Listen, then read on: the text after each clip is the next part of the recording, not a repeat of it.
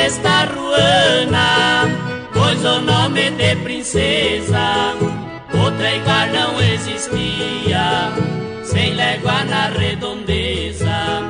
Eu no lombo da ruana já fiz mais de 1000 proeza.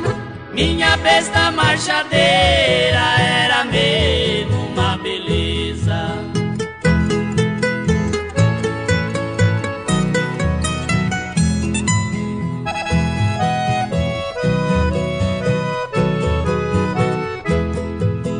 Eu tratava da ruana com toda delicadeza. Se estourava uma boiada, eu juntava na certeza. Atravessava o Rio Pardo, sem medo da correnteza. Essa besta marchadeira, ligeira por natureza.